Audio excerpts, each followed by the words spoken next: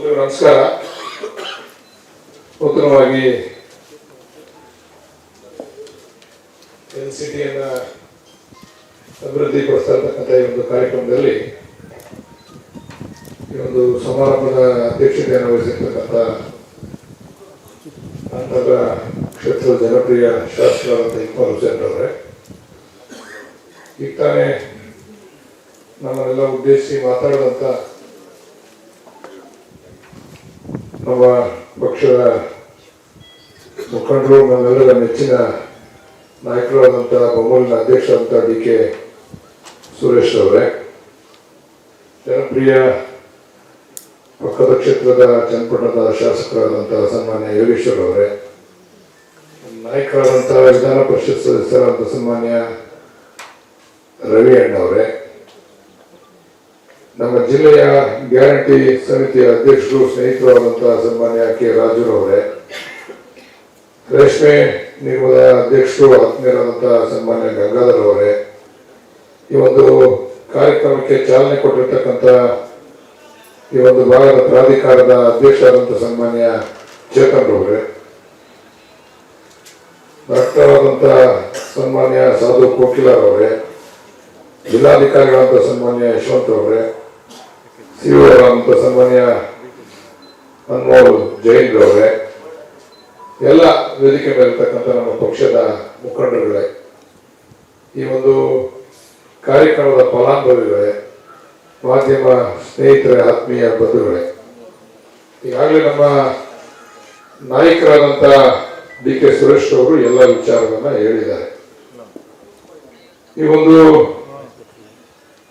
ಕಾರ್ಯಕ್ರಮ 2009 ಬಹುಶಃ ಇದು ಈ ಒಂದು ಹರಾಜನ ಪ್ರಕ್ರಿಯೆ ಮುಗಿತು ಅಂತ ನಾನು ಕೂಡ ಭಾವಿಸಿದ್ದೇನೆ. 2009 ಅವತ್ತು ಶಾಸಕರು ಯಾರಾಗಿದ್ರು ಅಂತ ಒಂದು ಮಾತು ಕೇಳಬಹುದು. ಯಾರು ಶಾಸಕರು?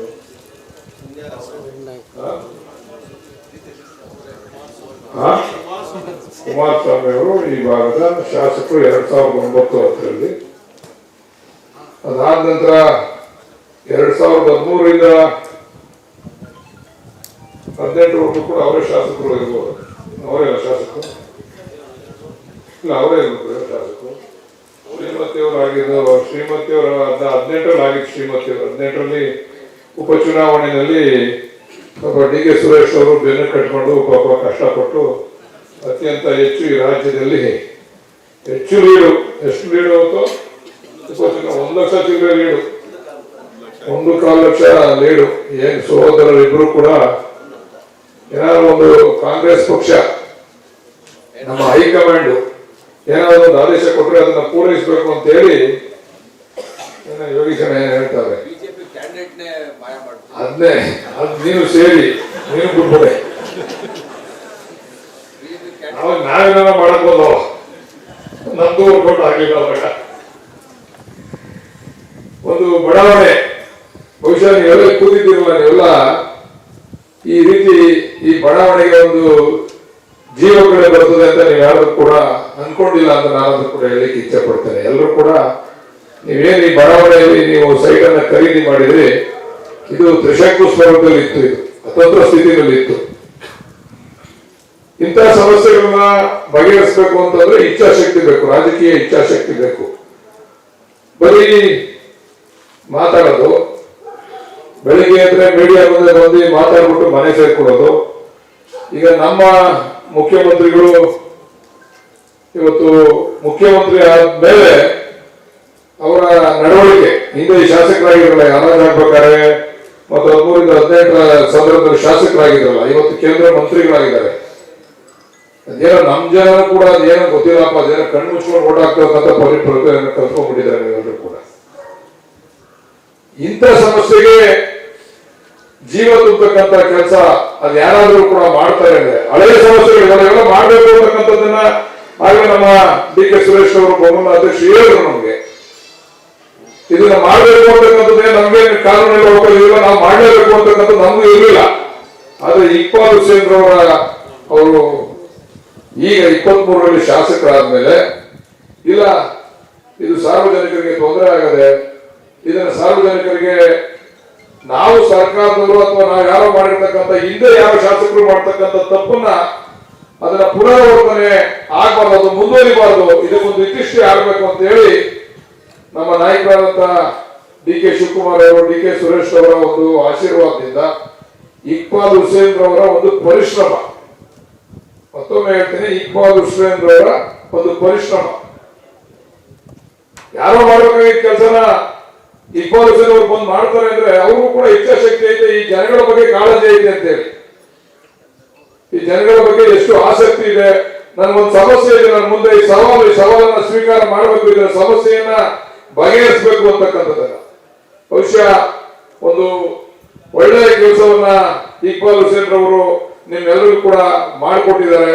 ನಾನು ವೈಯಕ್ತಿಕವಾಗಿ ನಿಮ್ಮೆಲ್ಲರ ಪರವಾಗಿ ಇಕ್ಬಾಲ್ ಹುಸೇನ್ ಅವರಿಗೆ, ಡಿ ಕೆ ಶಿವಕುಮಾರ್ ಅವರಿಗೆ, ಸುರೇಶ್ ಅವರಿಗೆ ಈ ಸಂದರ್ಭದಲ್ಲಿ ನಾನು ಅಭಿನಂದನೆಯನ್ನ ಸಲ್ಲಿಸಲಿಕ್ಕೆ ನಾನು ಇಚ್ಛೆ ಪಡ್ತೇನೆ. ಇಂಥದ್ದು ಒಂದು ಕೆಲಸ ಅಲ್ಲ, ಎರಡು ಕೆಲಸ ಅಲ್ಲ, ನಮ್ಮ ಜನಗಳಿಗೂ ಕೂಡ ಅದೇನೋ ಬುದ್ಧಿ ಭ್ರಮಣೆ ಆಗ್ಬಿಡೋದು ಅಥವಾ ಏನೋ ಮರ್ತ್ಬಿಟ್ಟವರು, ಅವ್ರು ಏನ್ ಅನ್ಕೊಂಡ್ಬಿಟ್ಟವರು ಗೊತ್ತಿಲ್ಲ ನಮ್ಮ ಜನಗಳು. ಅವ್ರು ಚುನಾವಣೆ ಬಂದಾಗ ನಾವು ಮಾಡೋ ಕೆಲಸ ಎಲ್ಲ ಮರ್ತ್ಬಿಡ್ತಾರೆ. ನಾವು ಡಿ ಕೆ ಸುರೇಶ್ ಅವರಂತ ಒಬ್ಬ ನಾಯಕನನ್ನ ನಾವು ಉಳಿಸ್ಕೊಳಕ್ ಆಗ್ಲಿಲ್ಲ ಅಂತಂದ್ರೆ ಬಹುಶಃ ಇದಕ್ಕಿಂತ ದುರಂತ ಇನ್ನೊಂದಿಲ್ಲ. ಇವತ್ತೇನಾದ್ರೂ ಕೂಡ ಈ ಜಿಲ್ಲೆ ಅಭಿವೃದ್ಧಿಯತ್ತ ಹೋಗ್ತಾ ಇದೆ ಅಂತಂದ್ರೆ ನಮ್ಮ ಹಿಂದೆ ನಿಂತು, ನಮ್ಮೆಲ್ಲರಿಂದ ನಿಂತು, ನೆನೆ ನೋಡಿ ಬಹಳ ವರ್ಷಗಳ ಸಮಸ್ಯೆ ಚನ್ನಪಟ್ಟಣದಲ್ಲಿ ಬಸ್ ಸ್ಟ್ಯಾಂಡ್ ಏನ್ ಗುರು, ಎಷ್ಟು ವರ್ಷ ಸಮಸ್ಯೆಗಳು, ಯಾರು ಬಂದು ಡಿ ಸಿ ಎಂ ಡ್ರೈವರ್ ಮಾಡಕ್ಕಾಗಿಲ್ಲ ಕೆಲಸನ, ಅವ್ರು ಡಿ ಸಿ ಎಂ ಆಗಿದ್ರು ಮಾಡಕ್ಕಾಗಿಲ್ಲ. ಡಿ ಕೆ ಸುರೇಶ್ ಅವರು ಜನ ನನ್ನನ್ನು ಕೂಡ 3 ಬಾರಿ ಲೋಕಸಭಾ ಸದಸ್ಯನಾಗಿ ಮಾಡಿದ್ದಾರೆ ಅಂತಕ್ಕಂಥದ್ದು, ಅವ್ರು ಕೆಲಸ ಮಾಡಬೇಕು ಸೋತ್ ಮೇಲೆ ಅಂತೇಳಿ ಏನು ಅದೇನು ಕಾನೂನಿನ ಅಲ್ಲ, ಅವ್ರು ಮಾಡ್ಬೇಕು ಅಂತಕ್ಕಂಥ ಅವ್ರ ಇಚ್ಛಾಶಕ್ತಿ. ನಮ್ಮ ಜಿಲ್ಲೆ ಜನ, ನಾವೆಲ್ಲ ಈ ಜಿಲ್ಲೆಯ ಮಕ್ಕಳು, ನಾವೆಲ್ಲರೂ ಕೂತಿರೋರು, ಈ ಜಿಲ್ಲೆ ಹುಟ್ಟಿ ಜಿಲ್ಲೆಯಲ್ಲಿ ಬೆಳೆದಿ ಈ ಜಿಲ್ಲೆಯಲ್ಲಿ ಸಾಯೋರು ನಾವು. ಕೆಲವು ಬೇರೆ ಕಡೆ ಹುಟ್ಟು ಬಂದು ಇಲ್ಲಿ ಸಾಯ್ಬೋದು, ಆದ್ರೆ ನಾವು ಹುಟ್ಟಿದವರು ಇಲ್ಲ, ನಾವಿಲ್ಲೇ ಹುಟ್ಟೇ, ನಾವು ಹುಟ್ಟು ಬೆಳೆದು ಸಾವು ಎಲ್ಲ ನಮ್ಮ ಜಿಲ್ಲೆ ಇರೋದು. ನಮ್ಮ ಜೀವನವನ್ನ ಕಟ್ಕೊಂಡಿರ್ತಕ್ಕಂಥದ್ದು, ನಮ್ಮ ಬದುಕನ್ನ ಕಟ್ಕೊಂಡಿರ್ತಕ್ಕಂಥದ್ದು, ನಮ್ಮ ಪೂರ್ವಿಕರು ಕೂಡ ನಾವಿಲ್ಲೇ ಬದುಕನ್ನ ಕಟ್ಕೊಂಡಿರ್ತಕ್ಕಂಥವ್ರು. ಎಲ್ಲರೂ ಕೂಡ ನಮಗೊಂದು ಹೆಮ್ಮೆ. ನಮ್ಗೆ ಯಾರು ಹೇಳಿದ್ರು ನಿನ್ನ ಹಾಸನ ಜಿಲ್ಲೆಗೆ ಉಸ್ತುವಾರಿ ಮಾಡ್ಬಿಡ್ತಾರೆ, ಮಂಡ್ಯ ಜಿಲ್ಲೆಗೆ ಉಸ್ತುವಾರಿ, ನಾನಂದ್ರೆ ಯಾವ ಜಿಲ್ಲೆಗೆ ಉಸ್ತುವಾರಿ ಬೇಡ, ನನ್ನ ಇಚ್ಛೆ ರಾಮನಗರ ಜಿಲ್ಲೆಗೆ ನಾನು ಉಸ್ತುವಾರಿ ಸಚಿವನಾಗಬೇಕು ಅಂತಕ್ಕಂಥದ್ದು.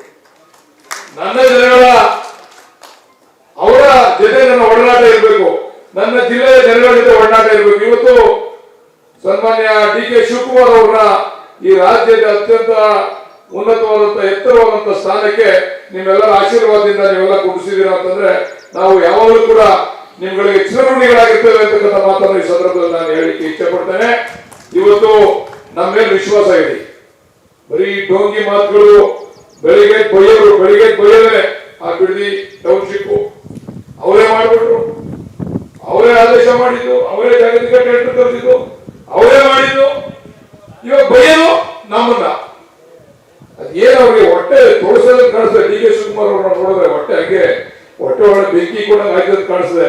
ಅವ್ರು ಕೂತ್ಕೊಂಡ್ರೆ ನೋಡ್ರಿ ಹೆಂಗ್ ಕೂತವ್ರೆ ಡಿ ಕೆ ಶಿವಕುಮಾರ್ ಅವರು, ನಿಂತ್ಕೊಂಡ್ರೆ ಹೆಂಗಿದ್ದವ್ರು ನೋಡ್ರಿ.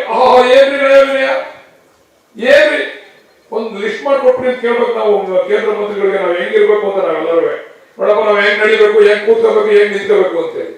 ಅದರಿಂದ ದಯಮಾಡಿ ನಮ್ಮ ಜಿಲ್ಲೆಯ ಜನಗಳಿಗೆ ಅರ್ಥ ಆಗ್ಬೇಕು, ನಮ್ಮ ಜಿಲ್ಲೆಯ ಜನಗಳು ಅರ್ಥ ಮಾಡ್ಕೋಬೇಕು.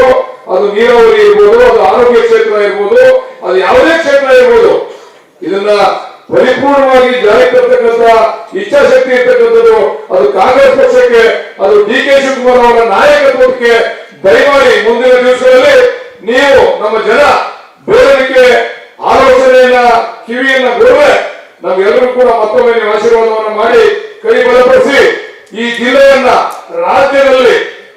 ರಾಜ್ಯದ ಅಭಿವೃದ್ಧಿಯಲ್ಲಿ ಪ್ರಥಮ ಜಿಲ್ಲೆಯಾಗಿ ಮಾಡ್ತಕ್ಕಂಥದ್ದು ನಮ್ಮೆಲ್ಲರ ಕೆಲಸ ಅಂತಕ್ಕಂಥ ಮಾತನ್ನ ಈ ಸಂದರ್ಭದಲ್ಲಿ ಹೇಳ್ತಾ, ಇವತ್ತು ನೋಡಿ ಯಾರಾದ್ರೂ ಬೇರೆಯವರಾಗಿದ್ರೆ ಇದಕ್ಕೆ ಈ ಅಭಿವೃದ್ಧಿ ಶುಲ್ಕ ಬಹುಶಃ ಅವತ್ತು ಎಷ್ಟು ಕೊಟ್ಟಿದ್ರು ನನ್ಗೆ ಗೊತ್ತಿಲ್ಲ, ಒಂದು ಸೈಟ್ ಎಷ್ಟು ಕೊಟ್ಟು ತಗೊಂಡವ್ರೆ ಅಂತ. 250-300 ರೂಪಾಯಿ ಇವತ್ತು ಹೆಚ್ಚು ಕಡಿಮೆ 4-5 ಸಾವಿರಕ್ಕೆ ಹೋಯ್ತದೆ. ನಿಮ್ಗೆ ಯಾರು ನಿಮ್ಗೆ ಅವರು ಟೋಪಿ ಹಾಕ್ಬೇಕು ಅಂತಿದ್ರೆ ಒಂದು 500,000 ಕಟ್ಟಿದ್ರೆ ನೀವೆಲ್ಲ ಕಟ್ಟಕ್ಕೆ ರೆಡಿ ಇದ್ರಿ. ಆದ್ರೂ ಕೂಡ ಇಕ್ಬಾಲ್ ಹುಸೇನ್ ಅವರು, ಡಿ ಕೆ ಸುರೇಶ್ ಅವರು, ನಮ್ಮ ಅಧ್ಯಕ್ಷ ಎಲ್ಲ ಸೇರಿ ಬರೀ ಅಭಿವೃದ್ಧಿ ಶುಲ್ಕ 200 ರೂಪಾಯಿನ ಕಟ್ಟಿಸ್ಕೊಂಡು ನಿಮ್ಗೆ ಈ ತರ ಒಂದು ಸುಸಜ್ಜಿತವಾದ ಬಡಾವಣೆ ಇವತ್ತು ಸಿಗ್ತಾ ಇರ್ತಕ್ಕಂಥದ್ದು ಅದು ನಿಮ್ಮೆಲ್ಲರ ಭಾಗ್ಯ ಅಂತಕ್ಕಂಥ ಮಾತನ್ನ ಹೇಳಿ, ಬಹುಶಃ ನೀವು ಎಷ್ಟು ಸುತ್ತಬೇಕಾಗಿತ್ತು ಈಗ ಎಲ್ಲರಿಗೂ ಕೂಡ ಅಂತ್ಯ ಆಗ್ತಕ್ಕಂಥ ಕೆಲಸವನ್ನ ಆ ಒಂದು ಪ್ರಾಧಿಕಾರದ ಅಧ್ಯಕ್ಷರು, ಆ ಎಲ್ಲ ಸದಸ್ಯರುಗಳು ಅಧ್ಯಕ್ಷರು ನಮ್ಮ ನಾಯಕರ ಮಾರ್ಗದರ್ಶನ ಮಾಡಿರ್ತಕ್ಕಂಥದಕ್ಕೆ ಮತ್ತೊಮ್ಮೆ ಅವರಿಗೆ ಅಭಿನಂದನೆಗಳು ಹೇಳಿ, ನಿಮ್ಮ ಆಶೀರ್ವಾದ ಸಭಾ ಡಿ ಕೆ ಶಿವಕುಮಾರ್ ಅವರ ಕುಟುಂಬ ಅಂದ್ರೆ ಅವ್ರ ಕುಟುಂಬ, ನಾವೆಲ್ಲರೂ ಕೂಡ ಅವ್ರ ಕುಟುಂಬ, ನಾವೆಲ್ಲ ಏನ್ ಶಾಸಕರಿದ್ದೇವೆ ನಾವೆಲ್ಲ ಅವ್ರ ಕುಟುಂಬ, ಅವ್ರ ಮೇಲೆ ಆಶೀರ್ವಾದ ಸದಾ ಇರಲಿ ಅಂತಕ್ಕಂಥ ಮಾತನ್ನ ಈ ಸಂದರ್ಭದಲ್ಲಿ ಹೇಳಿ ಎಲ್ರಿಗೂ ಒಂದ್ಸಿ ನನ್ನ ಮಾತನ್ನ ಮುಗಿಸ್ತೀನಿ. ನಮಸ್ಕಾರ.